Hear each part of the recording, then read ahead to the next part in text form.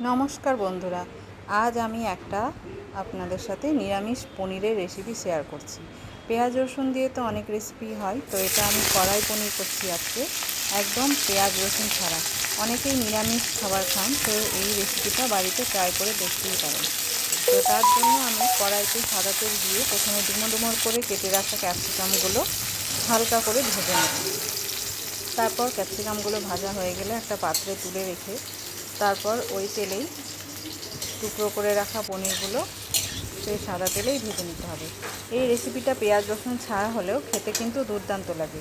আপনার রুটি, পরোটা, লুচি যে কোনো কিছুর সাথে এটা খেতে পারেন। তো তারপর পনিরগুলো সাদা তেলে হালকা হালকা গায়ে লাল হয়ে আসলেই সেটা নামিয়ে রেখে দিতে হবে। আর একদিকে মশলা তৈরি করে নিতে হবে। তার জন্য আমি নিয়েছি টমেটো, কাজু আর কাঁচা লঙ্কা। ওটাকে আলাদাভাবে পেস্ট করে নিতে হবে। এই দেখুন পনিরগুলো ভাজা হয়ে গেছে। এবার আমি এগুলো তুলে নিলাম। তারপর সাদা তেলে সেই পেস্ট করে রাখা মশলাটা দিয়ে দিতে হবে। তারপর ওটা হালকাভাবে নাড়িয়ে তার মধ্যে কিছু মশলা দিতে হবে। আমি মশলাটা একটু নষ্ট করিনি, ওই মশলা ধোয়া জলটাও একটু দিয়ে দিয়েছি।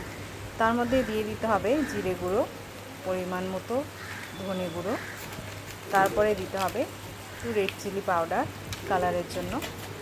আপনারা চাইলে দিতেও পারেন, নাও দিতে পারেন, এটা দিলে কালার হয় সুন্দর।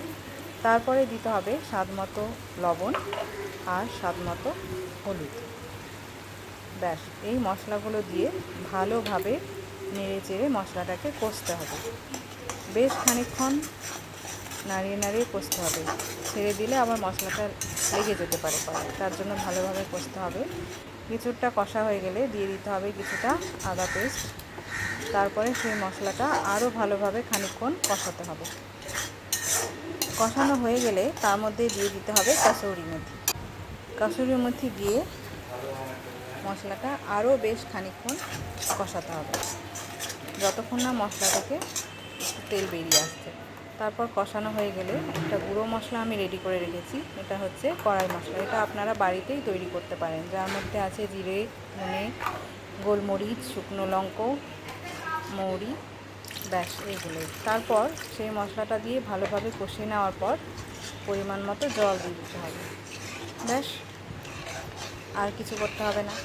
জল দিয়ে মশলাটা ভালোভাবে নেড়ে চেড়ে খানিকক্ষণ ফুটতে দিতে হবে। তারপর যখনই গ্রেভিটা ফুটে আসবে তার মধ্যে তখন ক্যাপসিকাম আর পনিরের টুকরোগুলো দিয়ে দিতে হবে। দিয়ে দেওয়ার পর আবারও বেশ খানিকক্ষণ রান্নাটা হতে দিতে হবে। গ্যাস একদম কমিয়ে রাখতে হবে। তারপর খানিকক্ষণ এটা হবে। হওয়ার পর নামানোর আগে এর মধ্যে ফ্রেশ ক্রিম দিয়ে দিতে হবে।